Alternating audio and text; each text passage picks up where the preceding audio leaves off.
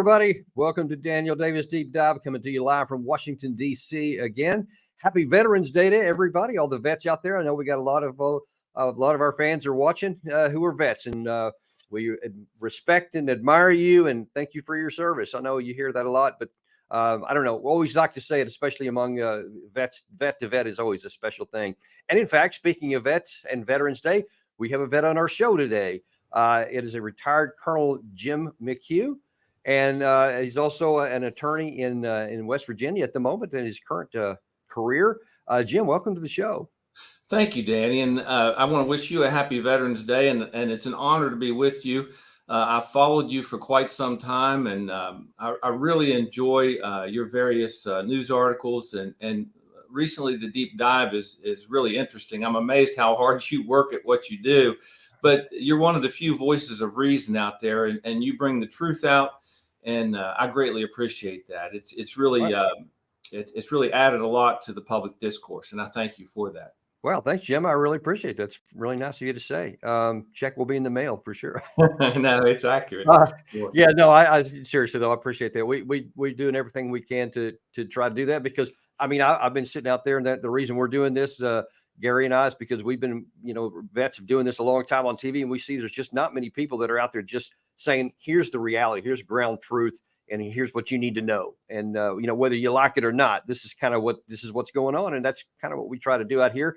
That's what this show is going to be about, because you have a long history of serving the country, and you're continuing to do it this way, and I thank you. Well, thanks, Jim. So what we're going to do today, we're going to look at a couple of different things where you have some definite areas of expertise and direct experience. So, of course, we've been talking a lot about the war raging in Israel, between Israel and Hamas, and all the things that go along with that. We're going to actually look at two components of it today. First of all, on what's going to come on the post-war governance in there, because everybody's certainly paying attention to the day-to-day and sometimes hour-to-hour battlefield developments, which of course we do here as well. But we also like to look a little deeper, to look at the what's next, and to examine some of the difficulties that Israel is going to have to face beyond the extraordinary challenges of the battlefield, and that is how they're going to govern and how they're going to bring any kind of stability back to the Gaza Strip after this is resolved, however it's resolved.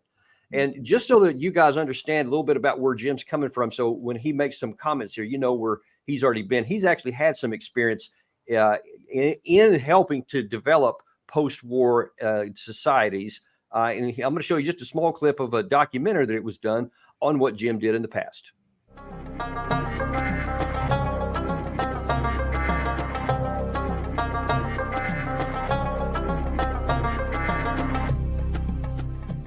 The Army is a hierarchical organization with command flowing from the top down. Each unit in the organization is identified by a number and a term representing the size of the unit. In the first 6 months of 2010, the U.S. Division Central commanded 4 brigades. One of those brigades was the 1st Brigade of the 82nd Airborne Division, consisting of about 5,000 soldiers in Anbar Province. The brigade was divided into 6 battalions. One of those battalions was the 151 Military Police. The battalion's duties typify police advising and training missions all over Iraq. The 151 was headquartered in this old Iraqi Army building. Relax. Thanks. How you doing today? Good, sir. How are you? Lieutenant Colonel Jim McHugh is the battalion's commander. The battalion's headquarters detachment is the West Virginia National Guard unit. In his civilian life, Colonel McHugh is the Jackson County, West Virginia prosecutor. We've spent years working on talking about the importance of rule of law with the Iraqis, and it's important to them too. And they've got their justice system, which is different from ours, but it's effective. And the judges and the police, and it's the same way in America, they don't always communicate the best. The judges say, if you don't have the evidence, the case is going to get thrown out. It's the same way back home. Jim, I wonder if you could just tell us just real briefly kind of what your mission was there, and what was the environment when you got there, and what was it like when you left? Well, our mission was in part security, of course, because there were several bases that the Americans had there. But in addition, we had police transition teams that would go out to the various police stations and help advise the Iraqis on policing, community policing, trying to emphasize community policing, evidence collection, the importance of the rule of law. And, on an individual basis, these police chiefs in regional areas, they tried very hard, but I think what we're probably leading into here is we sort of misread the big picture. And that is, we thought we had it, the sectarian violence tamped down through the Sons of Iraq program, but as it turns out, we really didn't. And the area where I was speaking from was in Ramadi, and we all know that it was just a few years later that ISIS rolled into Ramadi. So there were some things that on hindsight we missed. And did you have any idea when you left that those seeds were actually already planted and that there was a risk of that, or was it hidden from view? No, we had some ideas, actually. I mean, you could see, it was very calm while we were there because the Sons of Iraq, the awakening had happened, and the Sons of Iraq was in full swing. And we had the election in March of 2010, and the Sunnis were very hopeful. I remember they were celebrating that election, and they had some parliamentarians elected, and they were very happy about that. Of course, we know that after we pulled out, and the prime minister went after one of the main Sunni leaders and caused him to go into exile into Turkey, things started to break down because, obviously with the Sons of Iraq, you had 100,000 some odd people in the Sons of Iraq that were co-opted into fighting for peace, and it was working. I mean, it was quite calm in Anbar at the time. So is it fair to say that at least at the time that you were there and left, had things politically gone different with how the post-war issue was managed, it could have continued on in peaceful continuation, as opposed to what Maliki, the prime minister, eventually did? Is that fair to say? Yeah, it's the age-old problem. If you don't include the minorities in the political solution, you're going to have problems. And what happened was the Sunnis were being included at that time, and they were making progress. But once we left, that sort of changed, and we know the rest of the story going into the ISIS timeframe. Yeah, and that really kind of dovetails nicely into what we're going to talk about now with the current situation still in the early phases in Israel. But it underscores how important it is to have a good plan that's executable and attainable when you're coming out. So even before you finish the fighting, you got to know what's on the other side. Now, here's a quick look at a short part of a report that talks about just how difficult this is going to be. America's top diplomat laid out the most specific plan to date that the U.S. wants for post-war Gaza. Layla Molana Allen is in Tel Aviv again tonight. In the northern Gaza Strip, Israel's ground invasion grinds on. IDF spokesman Daniel Hagari said today troops have gained ground. Hamas has lost control and is continuing to lose control in the north. The IDF also claims they've made progress demolishing Hamas's network of underground tunnels and have killed hundreds of Hamas militants, including a leading weapons maker today. In Tokyo, a group of 7 diplomats weighed in on the war, including Secretary of State Antony Blinken. The G7 ministers reaffirmed our staunch support for Israel's right and obligation to defend itself. They issued a unified statement after 2 days of intense talks. Secretary Blinken made clear there's no room for Hamas. Gaza cannot be continue to be run by Hamas. It's also clear that Israel cannot occupy Gaza. He did warn of a, quote, transition period afterward, but reaffirmed that Palestinians ultimately need to govern the enclave. So, Jim, I mean, just kind of tell us about, based on your experience of having been in some of these things, how big of a challenge is it to the minority in this case, which is going to be the Palestinians, this time actually cooperating with the majority, which is the IDF, basically? How is that going to manifest, and what does the IDF need to do to actually have a chance at even stability, much less peace? It's going to be a challenge. I mean, we had, obviously in Iraq, we had 2 iterations of that. First, we had the debassification and the canceling of the army, which caused huge problems. And then we had the later issue with the the Sunnis being marginalized in politics, which again caused the same huge problems. So the Israelis are going to be dealing with some of these same issues themselves.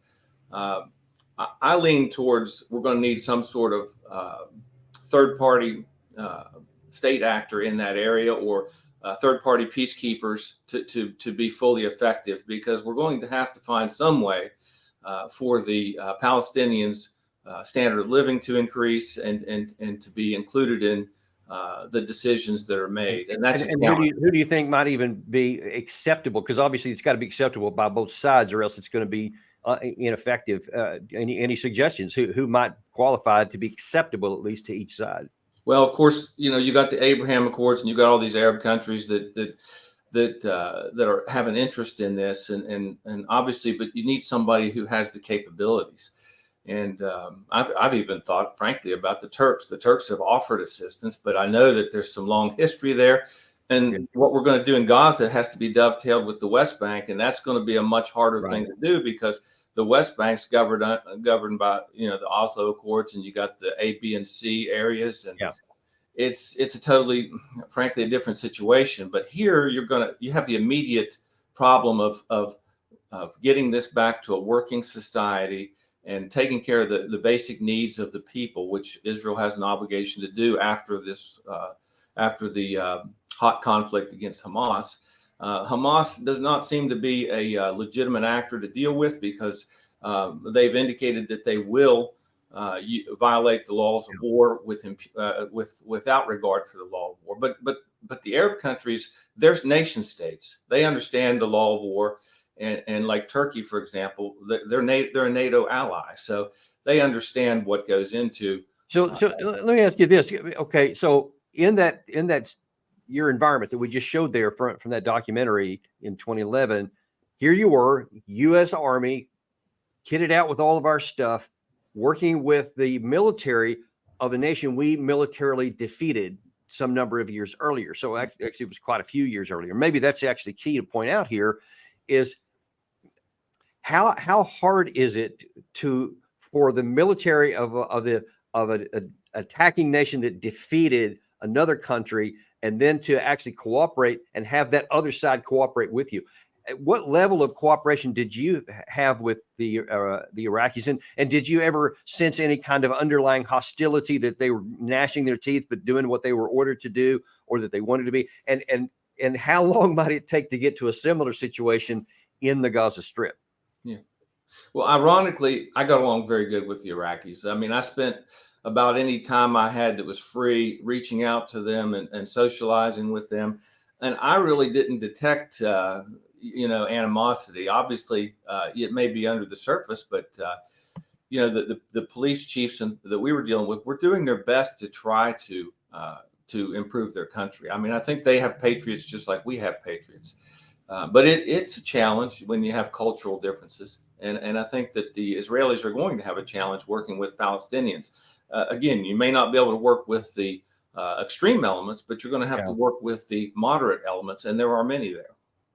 Yeah, so that's one of so many things that just doesn't have any easy answers. And I think the bottom line is it's going to take a lot of compromise on both parts, on all parties that are involved in this, if there's ever going to get to a peaceful settlement. And that it really depends on how this war is actually resolved at all. And that kind of, I now want to jump on your attorney hat and your military law hat that you've also worn before and have some experience here, because there's a lot of issues right now that have to be navigated before we even get to the point of the post-war part you're talking about. And here's just a taste of what the situation is like right now. President Biden and the leaders of half a dozen European countries released a letter overnight endorsing Israel's right to defend itself, but also, quote, calling for Israel to adhere to international humanitarian law, including the protection of civilians. Nick Schifrin looks at those laws of war and whether they're being followed. The rules that define armed conflict are a set of internationally recognized laws and resolutions that govern military targeting and require militaries to balance their priorities with protecting and warning civilians. What we've seen on the ground so far, Hamas terrorists turn Israeli kibbutzim into ashes and a music festival into a massacre. More than 1,400 Israelis killed, hundreds taken hostage. In Gaza, health authorities say more than 5,000 Palestinians are dead, nearly half of the population displaced, and some Gaza City neighborhoods reduced to moonscapes. Man, some of those scenes are just even now still hard to watch because of the human suffering on both sides of that line there. Palestinian civilians, Israeli civilians, equally horrific, the things that were done to them. But now the issues, and they kind of alluded to it in that report there, they almost just like said, of course, Hamas is not following any of the laws of war, have no interest in doing so. So actually, we're going to take that off the table because they're irredeemable, I think is just honest to say. The Israeli side, on the other hand, is a bigger issue because that has to do with their legitimacy in the region, their legitimacy with Western populations. And so it's really important to understand what the laws of war say and what they don't say, what is allowed and what is not. And as you and I have had previous conversations, what things that may be technically allowed or legally allowed, but might not be effective or useful in their execution. Now, to set the stage here, and for what I'd like your response to is something that is in the Washington Post. I saw it just literally right before we went on the show. I want to read a short excerpt and get your view on it. It says that after the 2008 Israeli-Hamas war, or 2006 Israeli-Hamas war, there was an article written by an Israeli colonel who wrote, let's see, where was it? He argued that the necessary response to militant provocations from Lebanon, Syria, or Gaza were disproportionate strikes that aim only secondarily to hit the enemy's capacity to launch rockets or other attacks. Rather, the goal should be to inflict lasting damage, no matter the civilian consequences, as a future deterrent. And then he quotes him. He says, with an outbreak of hostility, the IDF will need to act immediately, decisively, and with force that is disproportionate to the enemy's actions and the threat it poses, he wrote. Such a response aims at inflicting damage and meting out punishment to an extent that it will demand long and expensive reconstruction process, end of quote. So now he keeps using that word disproportionate. And now I want you to talk about the legality of that and the utility of that from a military perspective. But then is there any gray area here that where it might be askance from the law of war to intentionally cause civilian harm so that it's the future they don't do it anymore, and to cause infrastructure damage intentionally, not as a consequence of war? Well, and let me start by saying I think the Arab countries, some of them have given just a little bit of leeway to Israel because Israel has the collective right to self-defense under Article 51 of the UN Charter. And I hear people throwing around the violation of the law of war like it's happening every day. And I disagree with them on that. I think that the Israelis have a right to defend themselves, and that right includes going into Gaza to root out these terrorists. And what happens is they run into situations where military objectives are placed directly near civilians. And that's a violation of the law of war by Hamas. And but back to your point, there are rules in the law about the Geneva Conventions and the Hague Conventions about proportionality, military necessity, and discrimination and humanity.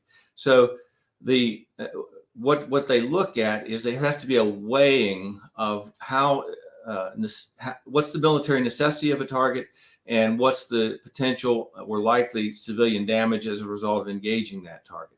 And of course, the big issue there is who gets to make the assessment. And I can just see just in what I just read there and what we've seen in some of these images that we keep showing up on the screens about all this damage and stuff. I mean, from my room here in Sterling, Virginia, where I'm at peace and I'm just watching the screen, I can say, well, that was that bomb there. We'll say the Jabalia refugee camp or whatever, where like 20 buildings were wiped out in this attack, which the IDF said, yeah, there was some senior Hamas members underneath it. We took them out, and yeah, it's unfortunate that people got killed, but that's, the bad part about war. Now, to me, it's just looking at it from a distance, it seems like, wow, that was excessive. It was not proportionate to the risk there. But from the Israeli perspective, they may absolutely say, oh, no, that was absolutely proportional. We genuinely do regret the loss of life, but this is a necessary tactical objective. We had to reach it because they were there. They made it into a legitimate target because they occupied this area, et cetera. And so the question is, who gets to determine, when you're talking about the laws of war, what was proportional and what was excessive? Well, the laws of war also require maintenance of records, and but it boils down to sometimes the local commander gets to make the decision, and the local commander is responsible for making an inappropriate decision. And as you know, in the U.S. Army, we have prosecuted people for violating these laws of war. But it is a subjective decision. And for example, the clip you showed this morning, they were digging up these tunnels, and according to the clip, we don't have background information or intelligence about it. Some of these came up in residential apartments. They came up in hospitals. And so clearly the Hamas is using, we know they do, using from their past actions, using these hospitals and these other protected areas for military purpose. And the law of war specifically includes exceptions that if these protected areas are used for military purposes, then the attacking country is obligated to give warnings, to tell them to stop it, or to, not obligated. I mean, there's some gray area there. As you point out, there's a lot of gray area in this. And there are arguments on both sides. But, once a protected area is used for military use, it opens it up to being targeted, and that is the risk of the types of violative activity that Hamas and other terrorists engage in. This is nothing new. I mean, obviously ISIS did the same thing, and you saw what happened to Raqqa. So right, yeah, and I think that it's also fair to say that a lot of these groups, and I think Hamas in particular, intentionally created these barbaric acts against the civilians, against those kibbutzes and the houses, and going into people's houses. And from what I understand from some people who've been on the ground there, just unbelievable, horrific slaughtering of the bodies. I mean, just in every way to draw the anger of the Israeli side to, I think, perhaps to be appearing anyway to overreact, so that they get the support of the West, of the Arab regimes, and the condemnation from the West. And we saw just last weekend there was like unprecedented pro-Palestinian rallies throughout the world. One right here in Washington, D.C., the biggest in the history that's ever happened for Palestine. 300,000 people, apparently. It was a massive crowd. And so it seems like that even if one could make the legal argument that what they're doing is authorized or within the bounds of war, according to their definition, there's the question of, is that ultimately going to be unhelpful to them in trying to even complete the war, so that they don't draw in, any external actors, and that they maintain the internal Western support, which is vital for them to continue this war. How do you balance those? Yeah, it's a challenge, because I don't personally, from what I've seen, I don't believe the Israelis are violating the law of war. But like you say, there are limits to what the public opinion will accept. And with instantaneous news such that we have, there's a limited window here for the Israelis to do what they're planning on doing. And at some point, it's going to have to stop. And then now that they've gone in there and done this, they're going to have to facilitate the rebuilding. They're going to have to facilitate the international aid organizations getting in there. They're going to have to, take on all the obligations that come along with an action, military action like this, of feeding, clothing, and ensuring safety and security and rule of law. And those are big. Now there's been some discussions in the news about whether or not this is actually going to be an occupation or not. But when you're taking out a whole city like this, I think that it fairly meets the definition of what the requirements for an occupation, in my opinion. But, yeah, and as we're seeing there on the screen, I mean, that's just some of the people that were moving south and being squished into that southern area there, and even more dense population now, because so much of the stuff has been destroyed in the northern part, that there's going to have to be some way to figure out how these people even survive and live on a day-to-day basis while all this is being negotiated and figured out, even after the war. Before we leave here, Jim, there's one thing I want to ask you, because one of the things I love to make difficult on our guests here is, let's say that Netanyahu, as soon as we hang up here, saw this episode. He's probably watching live. I mean, why wouldn't he, right? Because he wants to know the real story, like our guest here. And he says, hey, Jim, I saw that. What do you think? What can we do? Because I don't want to make things worse for myself, but I also have to provide security for our population.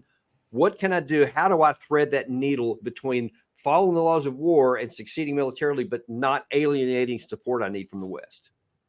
That's a challenging question right there. I mean, I would point out that the Israelis even agreed, frankly, to a two-state solution back in 1948, and have offered it several times, I think, throughout the decades. And every time one of these attacks happen, things seem to get worse for the Palestinians. I think what they're going to have to do is they're going to have to get the Palestinians and the Arab countries involved in this peacekeeping process, in this post-conflict environment. You got the Abraham Accords, and you don't want those to fail. We were making great progress towards Israel's overall security through those accords. And the only way to keep that moving in the right direction is to get the interested players involved, and that includes the Arab countries. And I think they're going to have to help fashion a resolution, and the international community. I mean, we have to, as the international community, we have to help rebuild some of this damage. And we've tried, but it has to be under the auspices of something, I think, a third party. Maybe the United Nations can fashion some sort of peacekeeping force. But it's going to have to be a rebuilding. And then you have to do the political side, which is the heavy lifting. As we saw in Iraq, if you don't deal with the political side, all the rebuilding and money you send is useless unless you fix the political issues. Yeah, we unfortunately have some direct experience with that.